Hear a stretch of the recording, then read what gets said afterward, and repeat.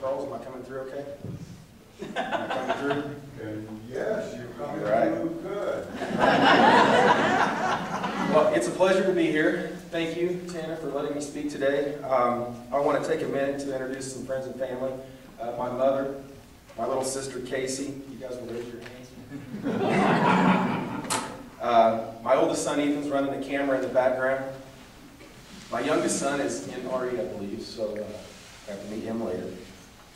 Other than that, I have other lifelong friends over here sitting by my family.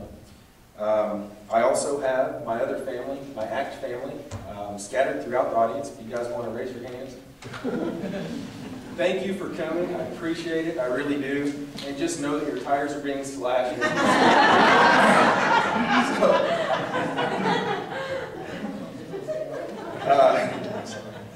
For those of you that missed it, I want to cover something really quick. This group of people put on Oklahoma's first Free Thought Day a couple of weeks ago. The tickets that we sold, 350 tickets, sold out, almost sold out, All Souls Unitarian. People came from all over the United States to hear some very well-known free thinkers and internet personalities deliver speeches on a variety of subjects. On all accounts, it was a great success. Would you not agree? I would like to encourage everyone here to keep an eye out for next year's event. It will most likely be in June. I promise you will not be disappointed. And that brings me to the Hope Congregation. For those of you that don't know this yet, Amanda and the boys and I are found out today, not quite members, but we're going through the process, and hopefully after next Sunday we will be. And a word of caution to you folks, don't believe anything that they say. They lie, and especially my mother. So closets for different houses for a reason. So let's keep it. Okay, so seriously, as any one of these folks will tell you that today, I've been preparing for this for some time, and I've been acting like a kid on Christmas morning. I'm so excited to be here. I'm very excited to give this speech. I've been waiting for it for quite some time, and again, Tana, thank you so much for letting me do it here. Okay, let's get started. The title of today's talk is Remembering Racism.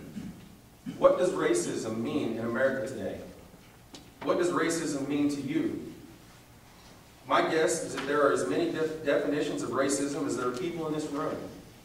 If you're a minority, you see it and experience it on a daily basis. Therefore, you have firsthand knowledge of a lot of what we'll be talking about today.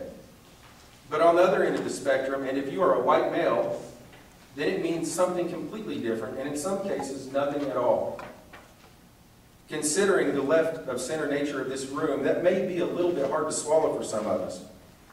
But a great majority of white America, I believe, that if confronted with the title of this speech, Remembering Racism, most of them would do just that. They would remember Rosa Parks. They would remember that she did obtain her seat on that bus. They would remember Vivian Malone and James Hood and how they successfully won their battle against Governor Wallace and enrolled into the University of Alabama. They would also remember that soon thereafter, Lyndon B. Johnson signed in affirmative action into law. Take a minute and think of the Bachman or the Palin camp or our beloved Tea Party. To these people, even others that don't associate with the radical right, racism ended right then and there. Oh, and they have evidence. All you have to do to find this evidence is watch Bill O'Reilly, Glenn Beck, or listen to Rush Limbaugh. And if they don't set you straight, then just turn on Fox News for the rest of the week. Surely they will. All right, what's their evidence, you ask? Well, I'll just go ahead and tell you. It's Barack Obama. The fundamentalists will ask, how on earth can America possibly be racist with a black family held up in our White House? I know this logic, if you can call it that, sounds preposterous, but it is commonplace among white America. Okay, so you say, I agree, there are some very ignorant people in this world, but that's not me. I'm not a racist. I don't believe this way. I can spot inequities as I drive through poor neighborhoods. I fully recognize that the LGBT community is having their basic human rights violated by DOMA and other laws that or the lack thereof. I understand that gender inequality is still commonplace. Well, I want to ask you, do you really? My position on this is that unless you are a member of a minority group and have experienced racism firsthand, you don't really know. And just like the wingnuts we talked about a minute ago, you most likely would rather sweep it under the rug rather than to admit that as part of white America, there's a lot that we don't understand. It's called privilege. And all of us in this room today have it in one form or another. Like Oprah likes to say, look at all the pretty white people. Seriously though, look around.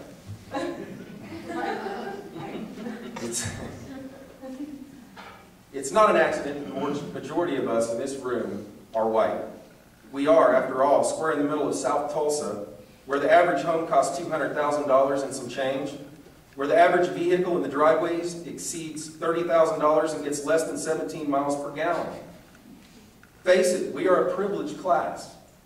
Sure, we gripe at the price of gas, but when's the last time you personally have not made a trip across town because you couldn't afford it? Most of us can be sure that if we move into a new neighborhood, that we will be accepted. We can be sure that when we send our children to a new school, that they will be treated in a fair and equitable manner. We feel safe going for a stroll at night through our own neighborhoods. We can feel safe that we are not being racially profiled while driving on the highways or in an airport. We feel safe that if our credit card is rejected at the store, that most people behind us in line would think it's most likely a problem with the credit card company and not our bank accounts. If we are not hired for a job, it's most likely because somebody with better qualifications beat us out. I could go on, but are you starting to get the picture? The privilege? This is known in certain circles as white privilege, but there are many more specific forms of privilege. White privilege is just the beginning. You have male privilege. You have positions of power privilege, pretty people privilege. Anybody know about that? You have age privilege, body type privilege, social class privilege, educational privilege, gay, straight privilege. Again, there's way more types of this than I care to list.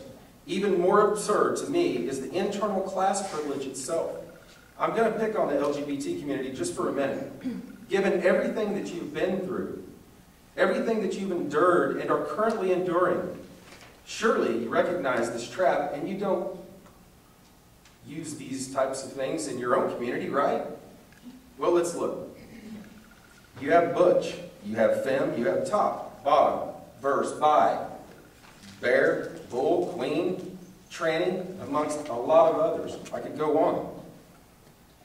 Now, I'm not insinuating that all of these terms are only applied negatively in this community, but be assured, if you're a Barbie doll lesbian, or if you're a transgender individual, there is no doubt that part of the very community that you associate yourself with will reject you. Take the African American community. Many light-skinned African Americans will tell you that even in their immediate family, there is segregation as a result of nothing more than just shades of skin. All right, so we've talked a little bit about the blatant racism of the past and shown that even this form of racism is deniable by a faction of America. I have also introduced the idea of privilege. As a few of you in the audience already know, I've left out the most important of all, the forms. Everything to this point has been to prep you for really what I want this talk to cover. The sad part is, the very people who need to get this, the very people who have the most power to change it, are the very ones who in most cases will not understand.